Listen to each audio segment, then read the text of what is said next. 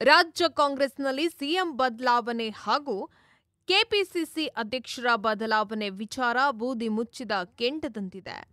ಮತ್ತೊಂದು ಕಡೆ ಕಾಂಗ್ರೆಸ್ನ ದಲಿತ ನಾಯಕರು ಕೂಡ ಸದ್ದಿಲ್ಲದೆ ತಯಾರಿಯನ್ನ ನಡೆಸ್ತಾ ಇದ್ದು, ಸತೀಶ್ ಜಾರಕಿಹೊಳಿ ಅವರು ಹೈಕಮಾಂಡ್ ನಾಯಕರನ್ನ ಭೇಟಿಯಾಗುವ ಮೂಲಕ ಕುತೂಹಲವನ್ನ ಸೃಷ್ಟಿಸಿದ್ದಾರೆ.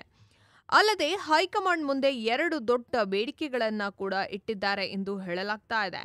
ಇನ್ನು ಸತೀಶ್ ಜಾರಕಿಹೊಳಿ ಅವರು ಕಾಂಗ್ರೆಸ್ನ ದಲಿತ ನಾಯಕರ ಪೈಕಿ ಪ್ರಮುಖರು. ಮೊದಲಿನಿಂದಲೂ ರಾಜ್ಯ ಕಾಂಗ್ರೆಸ್ನಲ್ಲಿ ದಲಿತ ಸಿಎಂ ವಿಚಾರ ಮುನ್ನೆಲೆಗೆ ಬಂದಾಗ ಈ ಸಮುದಾಯದಿಂದ ಸತೀಶ್ ಜಾರಕಿಹೊಳಿ ಅವರ ಹೆಸರು ಚಾಲ್ತಿಯಲ್ಲಿರುತ್ತೆ. ಅವರು ಕೂಡ ಹಲವು ಬಾರಿ ಸಿಎಂ ಆಗುವ ಕನಸನ್ನ ಕೂಡ ಬಿಚ್ಚಿಟ್ಟಿದ್ದಾರೆ. ಸದ್ಯ ಕಾಂಗ್ರೆಸ್ ಸಿಎಂ ಬದಲಾವಣೆಯಾದ್ರೆ ಆ ಸ್ಥಾನ ಮೇಲೂ ಅವರು ಕಣ್ಣು ಇಟ್ಟಿದ್ದಾರೆ. ರಾಜ್ಯದಲ್ಲಿ ಈ ಬೆಳವಣಿಗೆಯ ನಡುವೆ ಸತೀಶ್ ಜಾರಕಿಹೊಳಿ ಅವರು ದೆಹಲಿಗೆ ತೆರಳಿ ಹೈಕಮಾಂಡ್ ನಾಯಕರನ್ನ ಭೇಟಿಯಾಗಿದ್ದಾರೆ.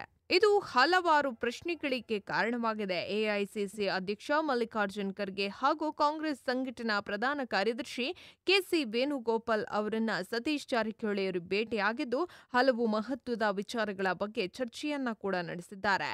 ರಾಜ್ಯ ಕಾಂಗ್ರೆಸ್ನಲ್ಲಿ ಕೆಪಿಸಿಸಿ ಅಧ್ಯಕ್ಷರ ಸ್ಥಾನ ಹಾಗೂ ಮುಖ್ಯಮಂತ್ರಿಗಳನ್ನ ಬದಲಾವಣೆ ಮಾಡೋದಾದ್ರೆ ದಲಿತ ನಾಯಕರನ್ನ ಈ ಸ್ಥಾನಗಳಿಗೆ ತುಂಬಬೇಕು ಎಂದು ಸತೀಶ್ ಜಾರಕಿಹೊಳಿ ಅವರು ಪ್ರಮುಖ ಬೇಡಿಕೆಯನ್ನ ಇಟ್ಟಿದ್ದಾರೆ ಎಂದು ಹೇಳಲಾಗ್ತಾ ಇದೆ. ಅಲ್ಲದೆ ಕಾಂಗ್ರೆಸ್ನಲ್ಲಿ ದಲಿತ ಬಲ ಪ್ರದರ್ಶನಕ್ಕೆ ಚಿತ್ರದುರ್ಗದಲ್ಲಿ ಬೃಹತ್ ಸಮಾವೇಶ ನಡೆಸಲು ಒಪ್ಪಿಗೆ ಸೂಚಿಸುವಂತೆಯೂ ಕೂಡ ಅವರು ಹೈಕಮಾಂಡ್ ನಾಯಕರಿಗೆ ಕೇಳಿಕೊಂಡಿದ್ದಾರಂತೆ.